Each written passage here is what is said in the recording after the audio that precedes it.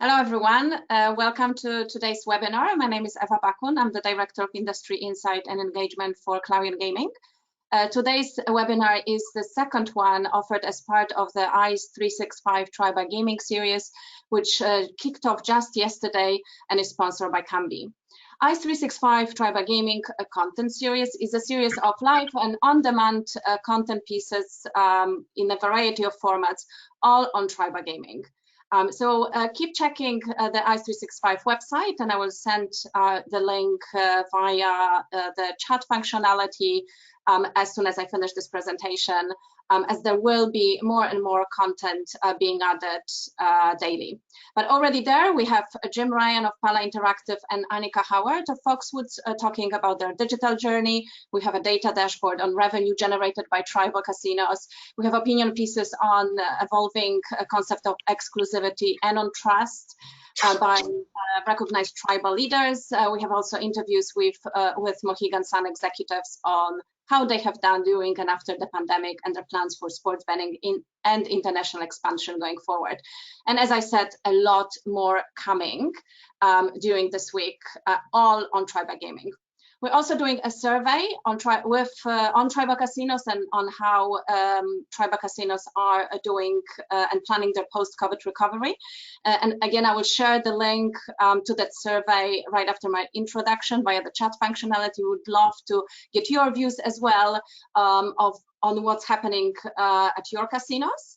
The survey isn't too long, but I suggest that you look at it after the webinar, just really so you don't miss out on any of the knowledge shared today by our amazing panelists. Really leads me to the handover of this webinar to our moderator today, Mr. Bobby Soper, who is a well-known figure in the casino industry and most recently engaged with Mohegan Sun on its expansion opportunities. We have actually had Bobby already host webinars in the last few months. So I know for sure that you are in the very good hands of a very knowledgeable and experienced expert who will ensure an enlightening discussion. This webinar is being recorded, so you will be able to re-listen and also share it with your colleagues, possibly starting already tomorrow. You can also put forward questions throughout the webinar. We will be picking them up and putting them forward to our panelists today. Thank you from me. As I said, keep checking our website for the ICE 365 Try by Gaming series. And Bobby, thank you so much for moderating today, and over to you. Yes, thank you, Ewa. It is my pleasure. You know, we're glad to have an incredible and distinguished panel here today. All gentlemen that I've known for a while, and glad to be able to participate.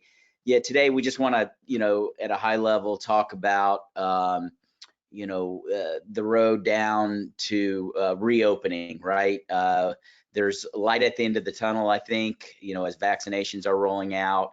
And, you know, a lot has changed over the past year and a half as it relates to non-gaming amenities, right? You know, social distancing, these COVID type protocols have changed the way we do things. And so the question is, you know, what happens moving forward as it relates to those amenities and you know, how we execute on when and you know, the process of reopening. And so what I'd like to do is just have our panelists give a brief introduction about themselves, and then we'll just go ahead and dive into Q&A with each of the panelists. And of course, if you have some questions, you know, please feel free to submit them, and you know, we will save some time at the end of the panel to address those questions. So with that, I'll go ahead and let Peter Arceo, General Manager of San Manuel Casino, say a few words about himself. Hi, Bobby. Thank you, and good morning, everybody. My name is Peter Arceo. I'm the General Manager out here at San Manuel Casino. I've been with the tribe and the organization here for just under 6 years. I've been in gaming for well over 25, and spent some time in Arizona prior to coming here out to California, as well as Las Vegas. So thank you for allowing me to join the panel today. I'm looking forward to today's discussion. Thank you, Peter. And with that, I'll turn it over to Max Meltzer, Chief Commercial Officer at Canby. Thank you, Bobby. Good morning, everyone. As introduced, I'm Max. I work for Canby Group. We are a listed sports betting B2B provider. Have been lucky enough to have been part of the full post-PASPA movement, and originally I spent a lot of time in Connecticut, I'd say, firstly, before we did much else, because that, if anyone remembers, was it looked like it was going to be one of the first states to go in it originally. But Canby is a B2B provider for companies like Rush Street Interactive, DraftKings. We've also got tribes that we work with, like Mohegan Sun, Four Winds in Michigan, and Seneca in New York. So really looking forward to this conversation with a good group of guys. Thank you, Max. Appreciate it. And I know from Mohegan Sun or myself, we appreciate your partnership. And then speaking of Mohegan Sun, longtime friend and colleague Tom Cantone, who serves as the president of sports and entertainment for our corporate entity. Tom. Thank you, Bobby. Thanks, everybody. I appreciate you inviting me to be part of the panel. I enjoy listening to other people's point of view and learn a lot at the same time. Been in gaming too long to mention the years. I just remember people standing at a slot machine playing. They didn't have stools back at the time, and coins were coming out. But I've had a really wonderful relationship with our tribe here at Mohegan Sun. The Mohegan tribe, I've been with them for, I guess, over 14 years now. Been in tribal gaming since '98, and before that with many other properties in Atlantic City and throughout as the marketing head, and head up our sports and entertainment nationwide for Mohegan Sun and MGE, which is Mohegan Gaming and Entertainment. And I'm surrounded by the best team in the country, and they are the best. And the reason why our venue here happens to be ranked among the top venues in the world is because of them. So we learned a lot this past year, and I think it'll be really the seed planted for the future. Thank you, Tom. Appreciate it. We'll go ahead and just dive into questions for the panelists. I think naturally the first question, and a common question we hear in the industry is the actual return of the amenities, right? Which ones will reopen? When will they reopen? Will they even reopen, right? And so I'll start off with Tom to talk about that. Well, it's an evolution process, because it's like you have to understand the environment you're in, and first and foremost, you have to be totally aware of the health and safety of all of our guests. So that's the primary concern, and I think everybody feels the same way. Here at Mohegan Sun, we had really, I think, wrote the book on the protocols when there was no book to write. There was no guideline, nothing to follow. I mean, we had to invent and reinvent certain things to adjust, and whoever adapts wins in life, adjusting to chaos and that the pandemic had created. And our way of life was more than a Herculean task. But sometimes crises and historic ones like this also creates opportunities. So, we looked at that as an opportunity to, how can we reinvent ourselves and provide some relevance to our brand and who we are as a culture and as a tribe, to not sit back and hope for the best. We made things happen.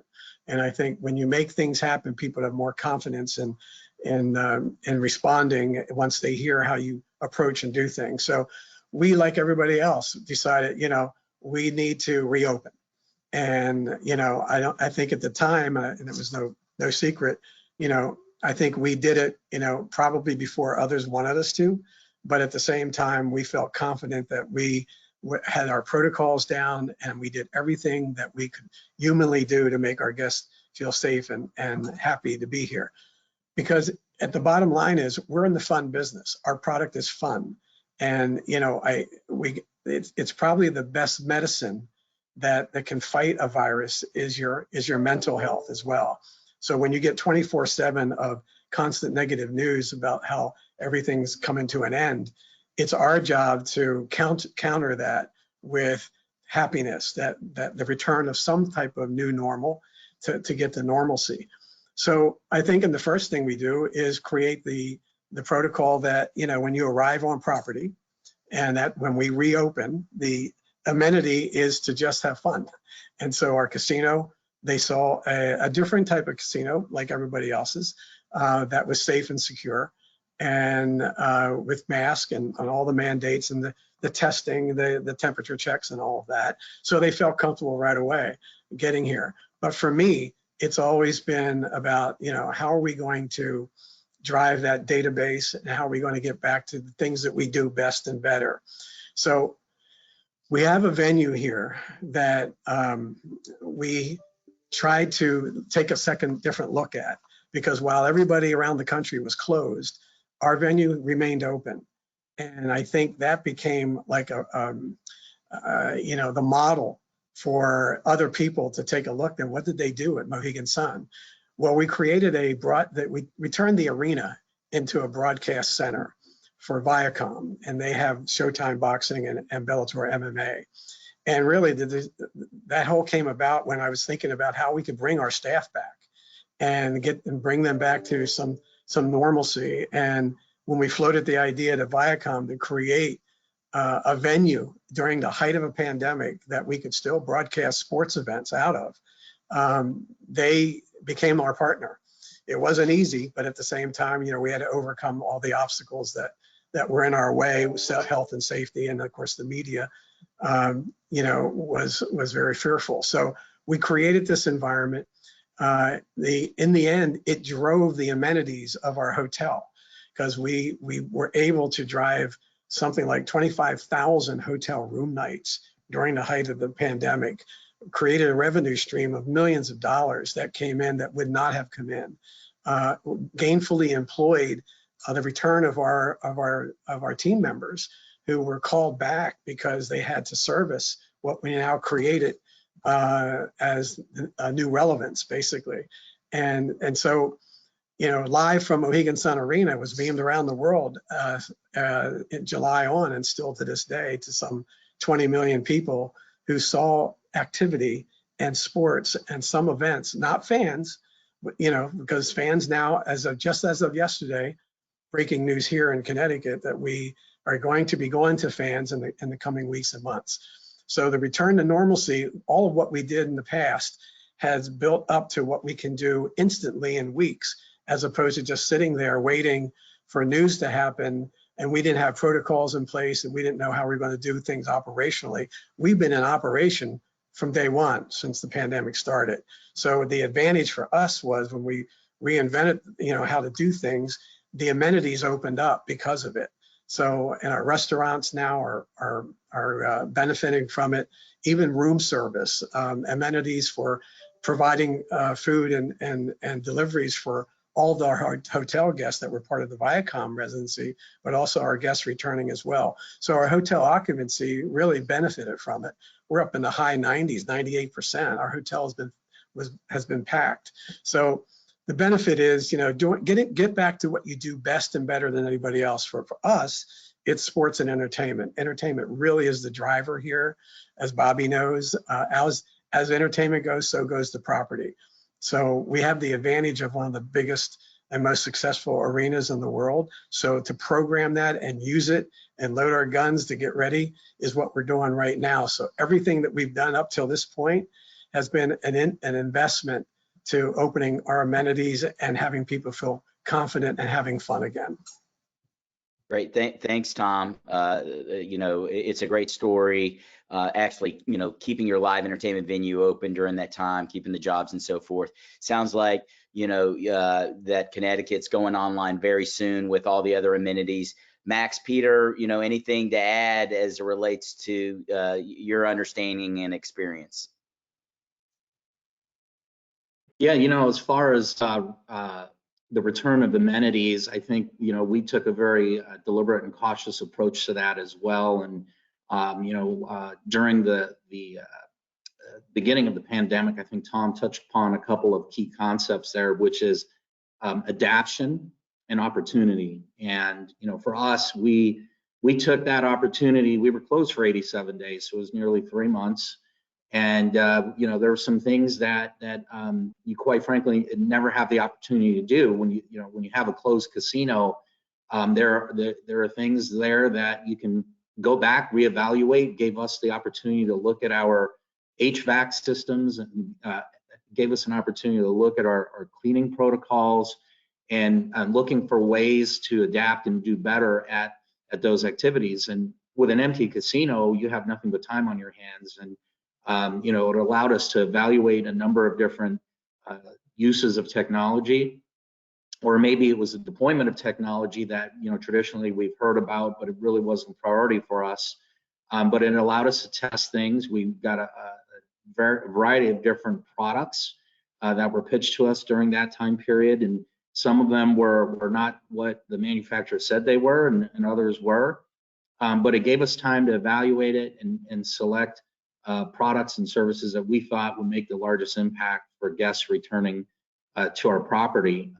In addition to that, we were very sensitive to the fact that in order to reopen, we would have to make it safe for our team members as well. So extra focus was paid early on to what sort of protocols in the heart of house do we need to focus on, and how do we attack those? I mean, it sounds simple, but one of the biggest problems we had to resolve was our team dining room. Reopen, we couldn't reopen without a place for our team members to dine. It sounds simple, but our original team dining room wasn't large enough to accommodate all the team members in the social distancing world. So we made the decision to convert our buffet in the short term, because we knew buffets would be, if they returned at all, would be one of the last amenities to return, for the guests. So we figured, let's take that space, let's convert it to a team dining room for the short term, and that one thing allowed us to think, okay, now we've solved that, we can bring more people on property to start doing the other work that we needed to do pre-opening. But it's things like that, using the words adapt and looking at things as opportunity, I think was some of the key points that Tom made.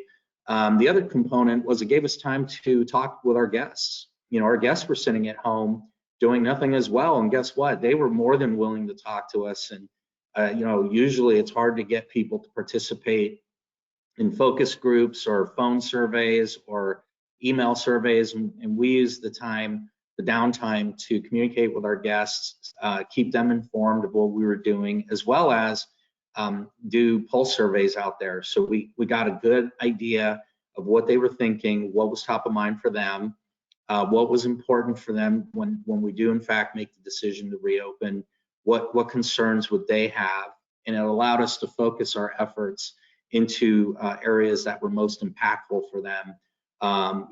Again, there was no book on this kind of stuff. You kind of had to make it up on the fly, but having this downtime gave us the ability to tackle that problem in ways that we'd be too busy or distracted with other things to worry about. So, as far as how permanent these things will become, I think that remains to be seen. I look around the country today, and I visited neighboring states, and it's really amazing just what a few hundred miles will do to the thought processes of people. I mean, I won't name the state, won't name the city, but they were wide open, and quote unquote, it looked normal to me, months ahead of the state that I'm in. And the attitudes are a little bit different.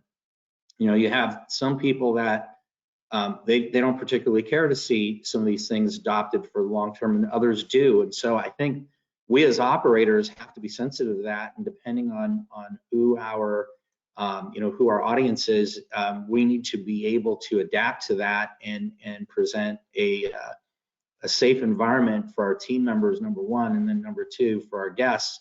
But we got to understand that there's going to be some people that are upset with those protocols. So how do we message that in a positive way so they understand that it's actually in their best interest what we're doing, and not something that can be perceived as negative. So we've kind of shifted, I think, into a different phase now where we're trying to learn how to cope with the new environment. And we hear things from our medical advisors that there's a fourth wave coming, and brace ourselves for that. So not only do we have one operating plan, not only do we have a plan B, but we have a plan C, D, E, F, and it's this pandemic has really taught us how to operate with 6 different plans, right? I mean, there was a time period there over the last year where things were changing literally every day. You didn't know what you were going to wake up to. You didn't know what direction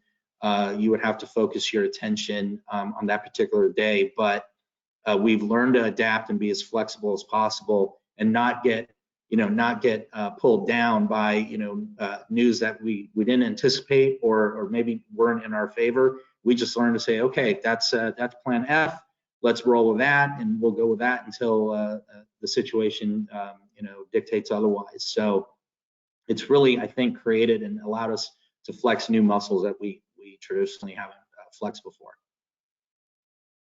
Great, thanks, Peter. Sounds like, I think is a perfect entree in covering the second point there, and that is the permanency, right, of some of these changes, as you call it, adaptation of COVID protocols, and your point that you're going to let your consumers, your customers, dictate that, right? Obviously, there's going to be health guidelines and so forth that everyone's going to comply with, but ultimately, the degree to which you may exceed those will be dictated by your demographic. That makes a lot of sense. Why don't we roll into, I think, a hot topic in the United States gaming space, right? And that's sports betting, especially in Indian country, right? Everyone on this panel is familiar with this. And this is to Max, who has the direct experience here. What is the sportsbook role, as an amenity to help drive players back and help contribute to a casino's profits? Thanks for asking, Bobby. Actually, it's interestingly, I'd say the fundamental that we've seen in Indian country is the question. The same question happens from state to state, and it is, if we're going to bring in sports wagering into our casino ecosystem, convince me as to, and this is on the land-based perspective, convince me as to why we should create a space for, or how big, or whatever we do with the sportsbook, over just perhaps putting more slot machines in, etc. That's a fundamental question that we used to come up against, and we still come up against, particularly in states that are very far from regulating or just starting to look. And I think that's the origins of a lot of our initial discussions. And I think what we first will say on a land-based perspective is that if you have the opportunity to have a sports wagering experience, it's really a fantastic way of driving a different audience to your casino that you originally had before. And I think that's even more important in this period of the pandemic, where there's an opportunity here where people want to bring themselves together. After this is going to be an absolute desire, and even during this and the different breakdowns of when we're allowed out and when we're not, is an absolute human desire to be connected with other people. And that's what a perfect casino environment should provide, is that ability to socialize, engage with your fellow friends, and also in things that you're interested in. And that's what sports wagering does, but it's a different audience that can attract. And what we would necessarily say to people is, you cannot compare just sportsbook revenues against casino revenues. It's not how it works. It's that sports wagering brings in an audience that therefore also go on to spend in other verticals that you have within the casino ecosystem. So it's something that we're very much aware that the lot of evidence that we've had from our customers at present that have a sizable land-based presence is that those who come with a sports betting and casino engagement are 5 times more likely to stick around in case if we talk about lifetime value of a customer. If you bring that two together, it's 5 times more valuable than the ordinary customer because obviously they can spread out and be engaged, and also the expectancy of how long they're engaged in your environment. So one thing is we say you cannot look at the land-based environment purely as sports betting against slots. Sports betting will be a way of bringing people through and having a very engaging situation. And obviously, you know, states that there has been sports wagering permitted already. It's proven in the likes of, for example, one of our customers in Seneca, who have been able to launch in New York, and Canby was actually the first company to accept a wager in New York, a legalized wager. They've proven that the technology that you have can be very attractive and make your casino experience very sticky. I know you've got a question a little bit later about online, but the greatest possibility now is to generate much more value from your customer database. Lots of Indian countries have some most unbelievable admired databases of customers, and it's time to set up a vertical that can tap into those.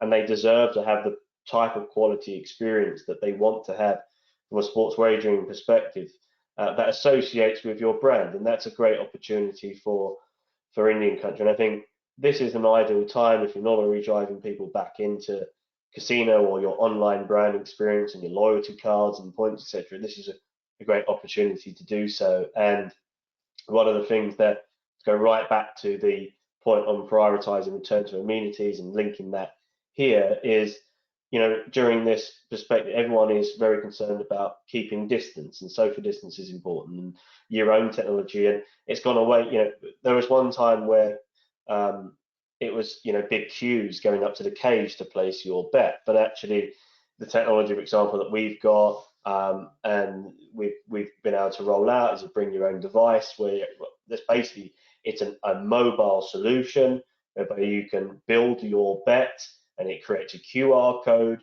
You basically go to the cage, you scan it in, your bet's placed. It gives you that private experience of dealing on your own phone. You're not touching anything. You don't have to wait in long queues.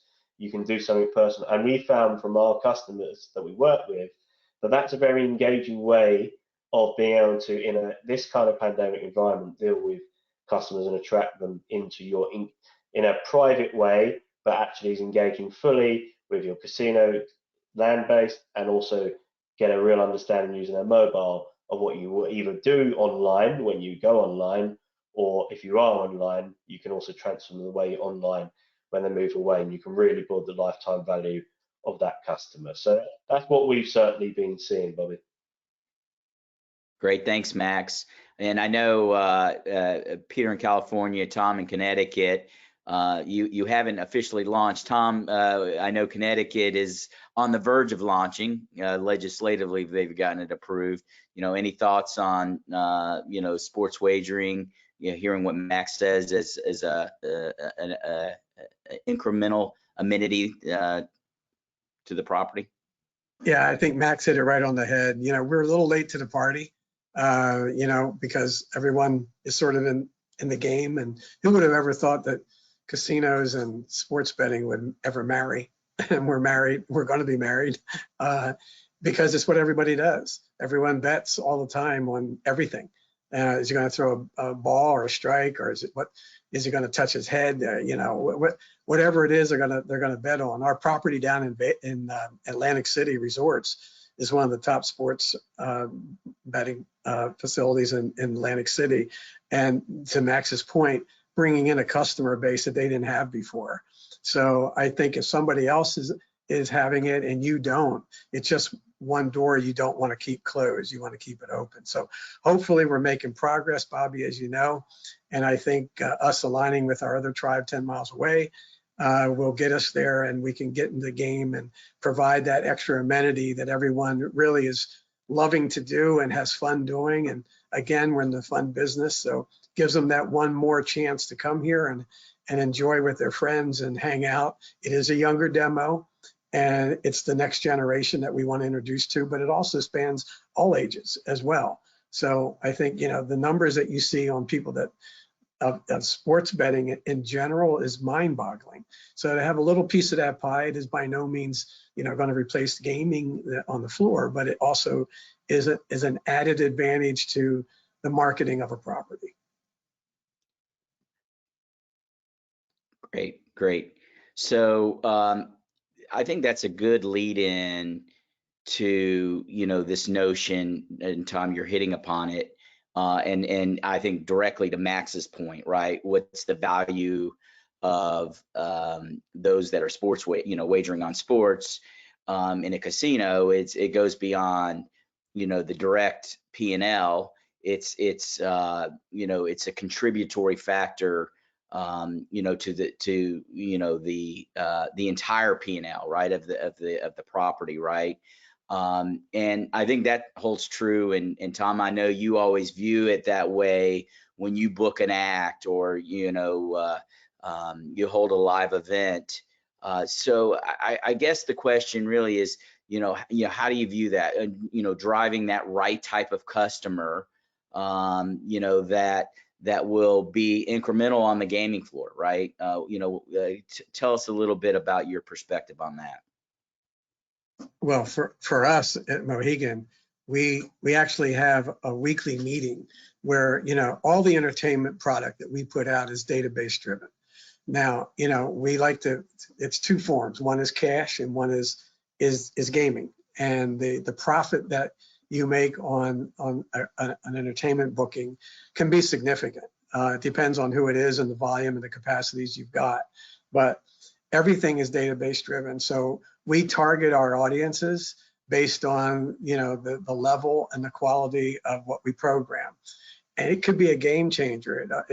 It's to the point where, I looked at our numbers recently, and the gaming profit that entertainment generates, not only just for the venue, but our hotels and restaurants and retail.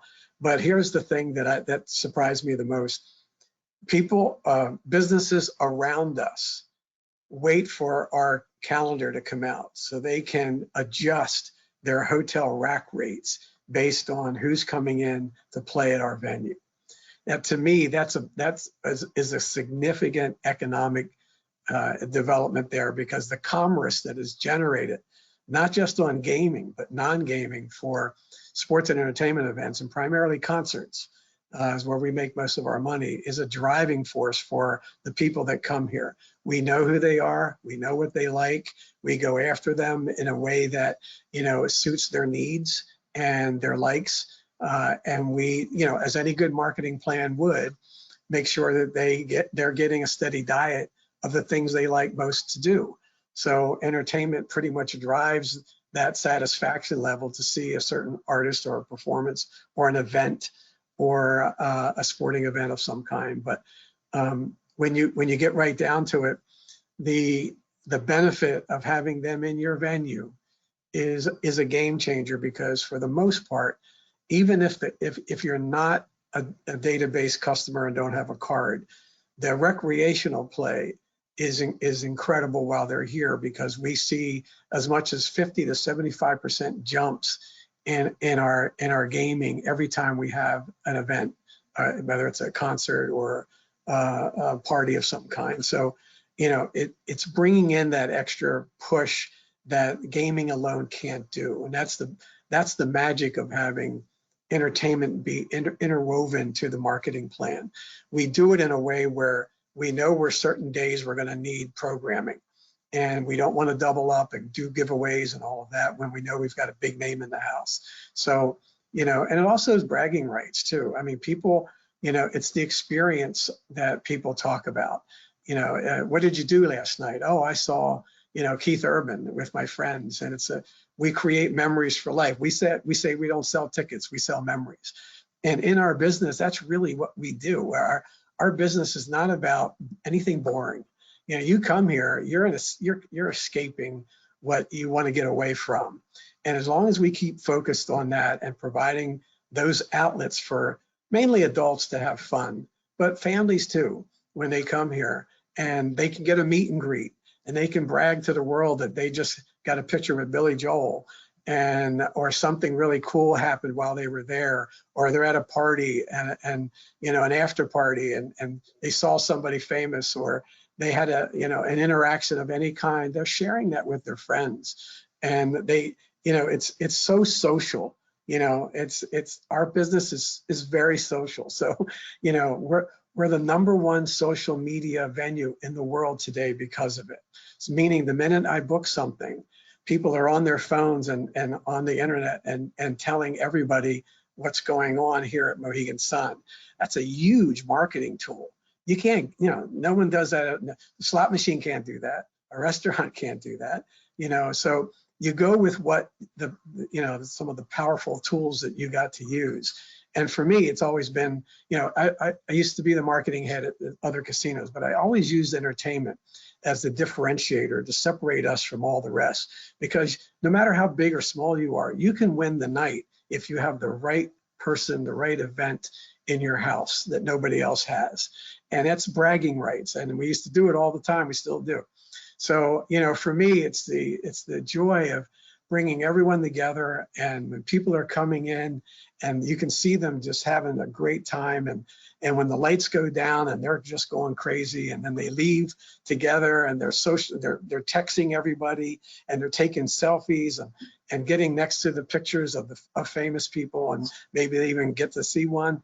You know, it's the experience that we're selling. And I don't care if it's a restaurant, I don't care what you're doing, but you can't just do things the way they were. You got to do things a little bit differently, and always remember to have fun doing it. So, make a long story short, entertainment really does drive the database. We know who they are. We like to have them in the house, and we reward them when they come, and then they'll come back once they have a great experience and they tell their friends. Yeah, no, thanks, Tom. And you know, I definitely like to get Peter's perspective as well. You know, and I think it does delve into the next question. I will point out, you know, the relevance of these questions, because there is a thought, you know, in the industry that once everything was shut down, especially from these regional drive-in markets, you know, there was pent-up demand. There was actually demand, you know, simply because people had leisure dollars they weren't using for travel because they couldn't travel. And so the thought is these integrated resorts, right? These multi-amenity venues now are really operating like they did many years ago, when it was really about table games and slots. And they're operating on much higher margins, right? And so the question is, you know, are we going to need these amenities again, right? And I think, to your point, once things normalize and people can travel and so forth, it is that overall experience, you know, which we learned over time was important, will be important again. And I think it will be naive to think that that's not going to be the case, and we're going to be able to live with these, you know, significant margins or better than typical margins forever. But I think, Peter, your thoughts on that, and you know, will there be any changes to you know, the operating model? What is, you know, or how we do things, you know, as it relates to expenses and labor and technology and marketing? You know, what's your opinion on that?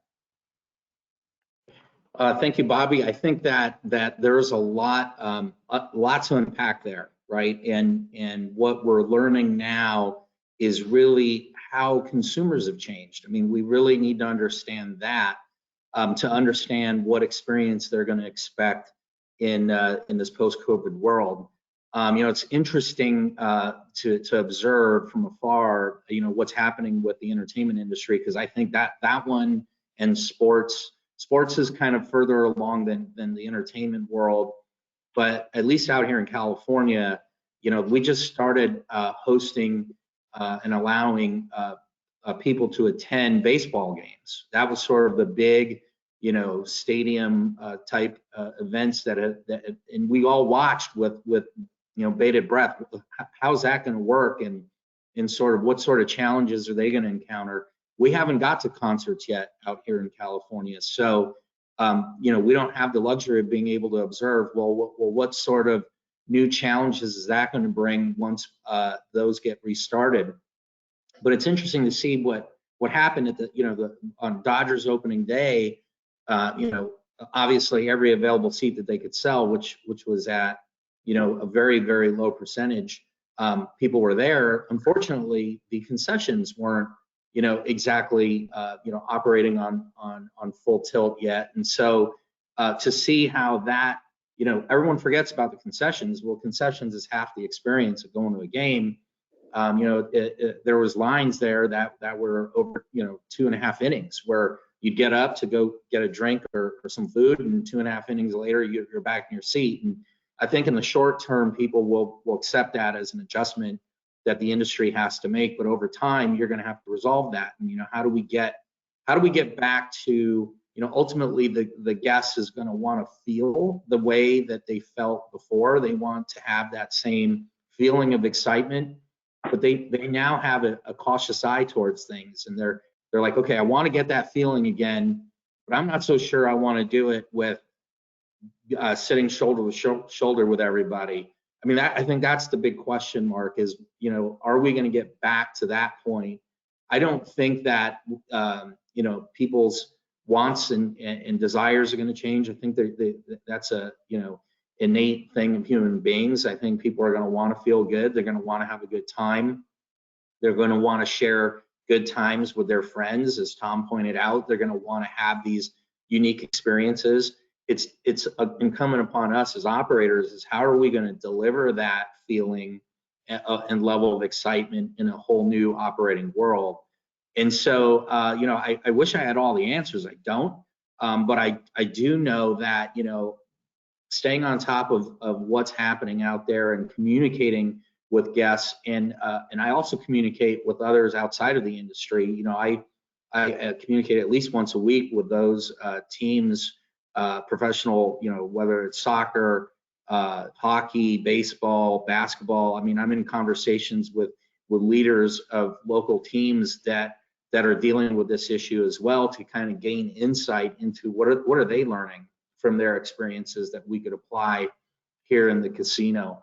You know, so I think broadening our scope of our knowledge and being open to adapt to you know, changes that are occurring not only within the casino but outside of our industry, I think is key.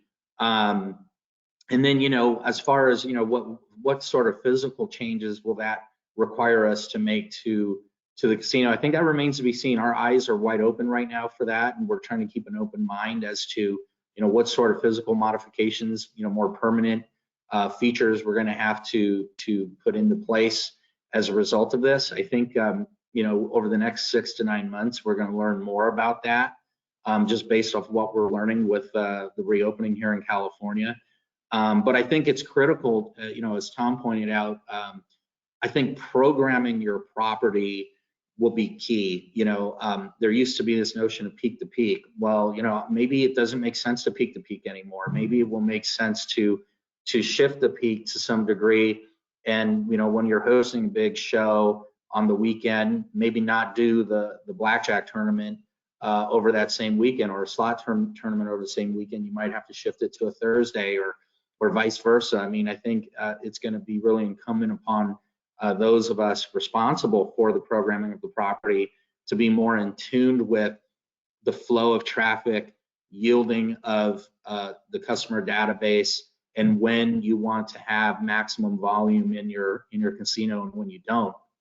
These are all lessons I think that we've learned over the last year, is how to really truly yield our properties better, right? And so these are sort of the muscles that we're flexing now. Yeah, I think that's is a good, another good lead in, because, you know, look, this question about, you know, are the amenities coming back? Are we going to be in an integrated resort again, right?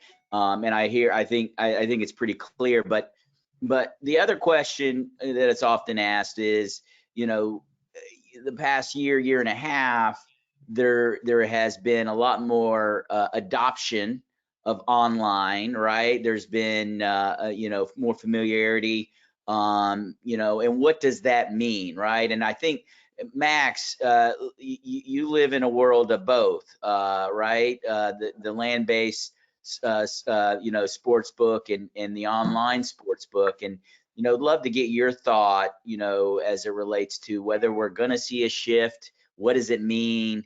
How has COVID impacted, you know, potentially that type of shift?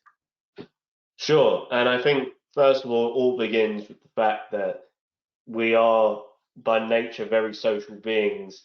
Land-based goes nowhere, right? And I think that's the fundamental story that everyone needs to be and have that. I think Tom, Peter have eloquently explained why the land-based will never go anywhere, and it's that shared experience that everyone is seeking in those moments that are created, which is going to drive people to land-based. And I think that's the most important thing in a future COVID environment, or just in general. All we need to do is ensure that whatever experience we're providing is it's to the liking of the customer and adaptable to the needs that our customers want and they have. So if it is someone who wants to be, you know, in my environment of sports wagering, if it's someone who wants to be at the cage, if it's someone who wants to be on a kiosk, if it's someone who wants to do it on their phone, isolated, sitting in a corner with a drink by their side and their burger and enjoying things, so be it. It's their choice. And I think that's the focus, is that from a land-based experience is having technology that allows your customer to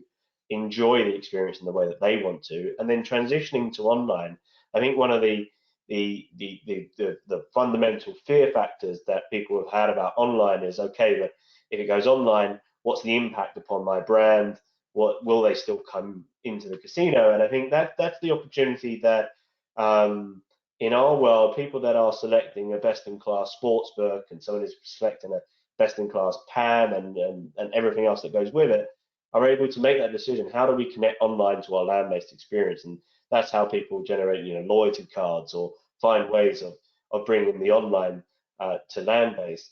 But also, you know, if you don't take your experience online, then someone else will. Now, it's either going to be done in a legal manner through a state regulating and allowing for sports wagering to happen, or as we already know, it will otherwise be happening in your state illegally. And that's just dollars that are not ending up in your own coffers. So the reality is, by regulating a good online segment, and Indian countries should always be allowed to permit as being involved in anything that happens with online. It's creating an environment for your database, your customers to experience everything that's really great about your casino and what you stand for in that safe environment online. So they'd rather bet with you than someone else. And then if you work with someone like ourselves, as an example, but of course there's other options, but if you work with someone like ourselves, you are then going to have a leading experience online that resonates with your customers without having to go elsewhere. And we've also found with Indian countries, there's also been the question of, well, you know, in one way for us, it's like you either partner with one of our kind of customers, like Rush Street Interactive, and utilize their brands, etc., and their expertise, or you come to someone like us and go, we want to retain our own brand, we want to stand out for who we are, let's utilize our own technology. And therefore you can stand up. And look, I mean, you might be worried, well, we're never going to be the same as FanDuel and they're going to outspend us, but they can't last forever. You know, Indian country's there forever. It's not going to go away. Some of these companies are going to come in, they're going to be quick and fast, not using FanDuel as an example, it could be anyone. They're going to be quick, they want to acquire, but you are going to be there for the long term. And your customers will remember that, and they will want to be part of that experience. And even if for now you're going to capture a small percentage of the market share, just remember that it might be small now, but you having that established database and retaining that may well be very good for you, unless you work with someone else who's a potential CAN partner, for example. So that's how we see it. And we also feel that online is a great opportunity to generate revenues, so that if anything did close down, again, that you have that safety net of online. But also that's a sports wagering, Bobby, and obviously there's online casino still to come as well, and that's another fantastic element, and poker and all those other elements that are regulated across the world. And the US will be the base that all innovation across online and land-based casino and sports wagering, so much will be driven from that future in the US, and particularly a lot of it's going to come from Indian country, I believe, as well. So I definitely believe that online pivot will be very important in the future. Safety net, prolonging and retaining lifetime value and increasing them with your customers. Great, thanks, Max. Actually have a question that is directly related to what you're talking about, and actually what Tom was talking about earlier in the sporting events. The question is when you talk about linking, right, this online with the land-based event, right? And so the question is, for these like sporting events, whether, you know, in the bubble without people, or hopefully in the near future with the audience, you know, how do you link you know, the events with you know, with sports betting? Anybody want to take a stab at that? I can, but Tom, I didn't know if you wanted to say a few things, given what was, I think it linked to what you were saying earlier. But otherwise, no, I mean, for us, look, I think there is a huge opportunity that's being created now. Everyone, you know, in country can create either studios, venues to watch games, esports arenas, whatever it is. There's a which obviously will eventually potentially get regulated as well, sports wagering. There's an opportunity to create an experience around sports wagering. So at the moment, with fans not able to get to events, and if you're looking at a COVID proofing or pandemic proofing experiences, how can you create a really great, enticing experience within the safety net of your casinos? Casinos should be seen as one of the safest places you can go to enjoy sport if you can't get there because you can't get a ticket, or likewise because they're creating it there and it's a new experience. You can create something there that can be bet on live potentially, if it's boxing events, whatever it might be. So I think there's a huge opportunity for that, for casinos to link to that. Great.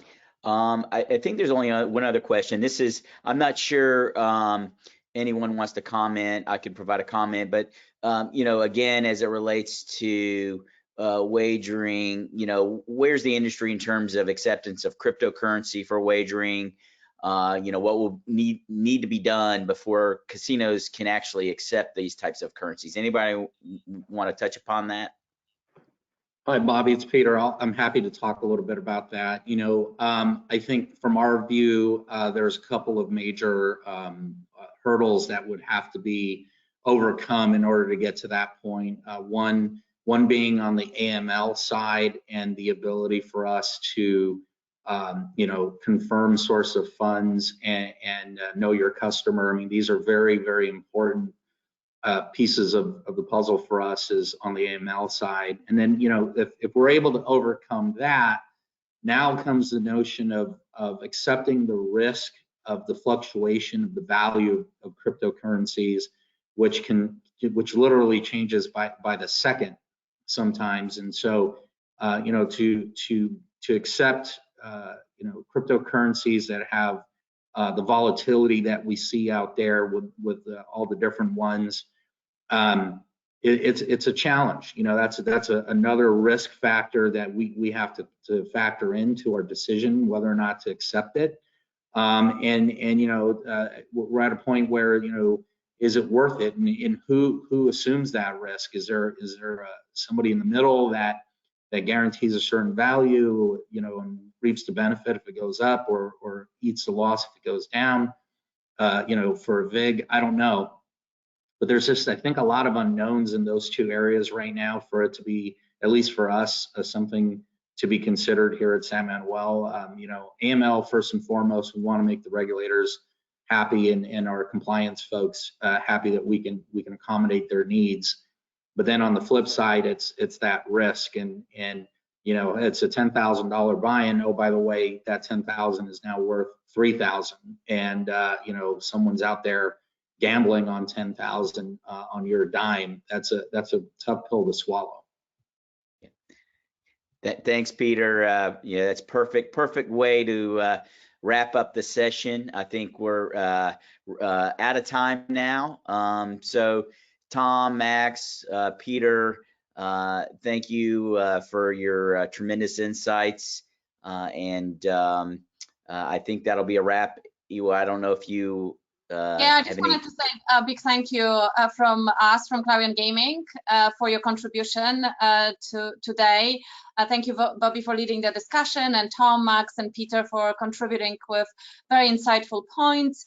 A note to our audience: this has been recorded and will be available shortly on our website. And I will, again, like right now, just push the URL to the entire tribal gaming content series, where you can see, where you will be able to find that recording when it's available, but you already can see a lot of different content pieces about tribal gaming, including actually Bobby's article as well about expansion, international expansion. So check it out too. Thanks again, and have a great day, and see you next time. Thank you. Thanks for having us, everyone. but you didn't get to my PowerPoint. Next time. Thanks, Bobby. Thanks, guys. Nice to see everybody. Thanks, guys. Take care. Have a great day.